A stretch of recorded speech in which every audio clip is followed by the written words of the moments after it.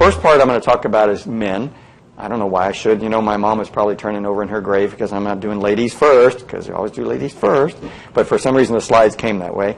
So low testosterone is probably the most important thing to talk about for men. And one of the things that's out there a lot, you see low T advertised on the Super Bowl. You see lots of ads in the sports pages that are encouraging us men to go to our provider and to get a testosterone checked. And that's very important because at the root of many of the issues with aging and sexuality could be a low testosterone. It is a very underdiagnosed problem. Even now that we're getting some pharmaceutical advertising and we're getting some provider advertising and it's getting newspaper press and even I'm beginning to see television ads, we're still only diagnosing about 15% of men with bona fide low testosterone. The simple thing to do is go get a blood test. It's a simple blood test. You can get it with your cholesterol, with your PSA, any screening lab, simple blood test to screen for low testosterone. And it's important to recognize that testosterone is not just helping with sexual function, with erections.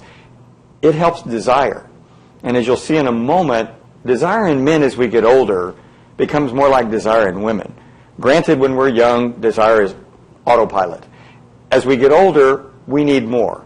We are more encumbered by stress and fatigue and things like that, and that's when testosterone comes into it. And that's when a low testosterone certainly can come into it. So as the testosterone declines as we age, when does it cross a point that it can be important in our sexual function? Well, the only thing you can do is get that measured. Now, what we recognize is that men don't have a menopause because we don't have menstrual periods, and there's something called andropause. That's what it is being called in the literature now, but that's not really what it is because we don't have an abrupt decline in testosterone like women do after their last menstrual period or after a hysterectomy with removal of the ovaries. So what do we call it? Well, there's a fancy word that somebody in Greece came up with called androcles, which means slow decline of masculinity, which I think is the way we should look at that.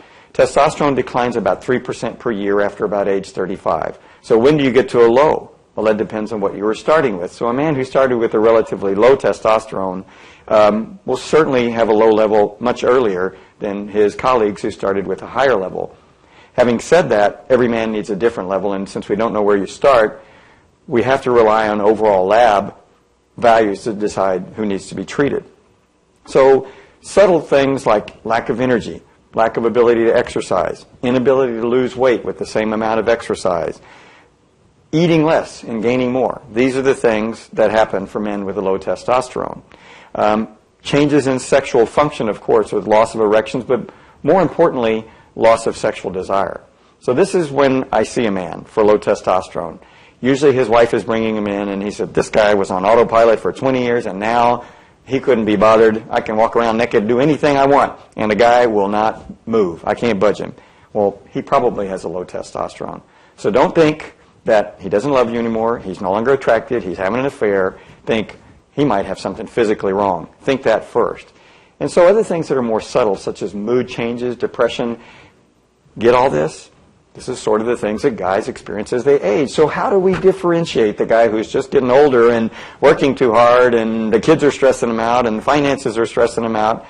Well, we don't. And that's why I said go for a lab value.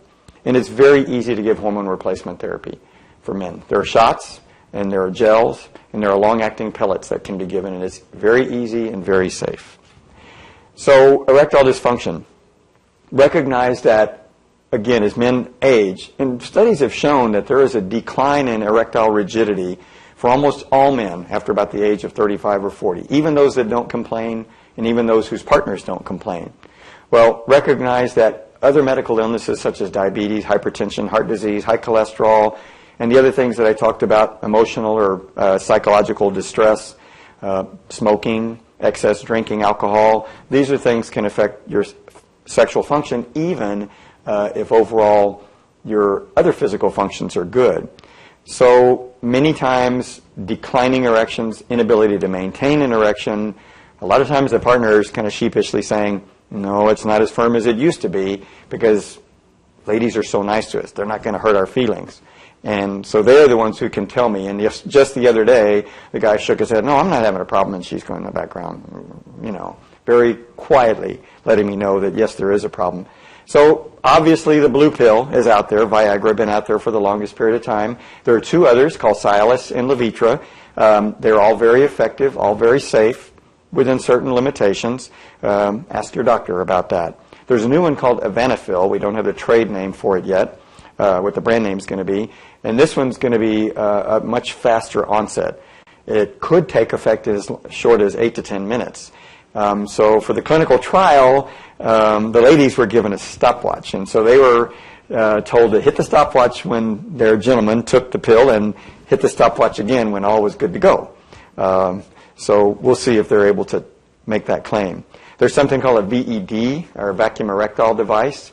That's an external apparatus that enhances. There are injections that give erections. There's something called Muse, which is a little pellet that you put inside. And then there's an implant. Now, a lot of people are aghast when I say implant because we think that that's just total failure and the worst thing in the world. But it is a surgery. It is a major surgery, and you do have to recover from the surgery. But if you look at the satisfaction rates for all the treatments for erectile dysfunction, a penile implant actually has the very highest, well over 95% satisfaction rates compared to the pills, which have about a 70% satisfaction rate. Now, saying something about natural male enhancers. I saw this on the sports page this morning. It was a quarter-page ad about this sexual response. Be very careful. Those have been shown to have contaminants. They've been having relatively innocuous contaminants like male hormone and Viagra, Hlavinka, or Cialis. But they've also been shown to have some very serious contaminants that stimulate the brain.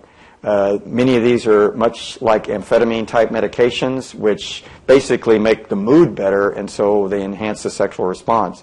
A study that was an anonymous study commissioned by the FDA looked at these products and found that over 40% of them had contaminants and did not have the ingredients listed on the side. They're also very expensive, about $3 a day. So be very careful and tell your doctor if you're taking any of these for sure.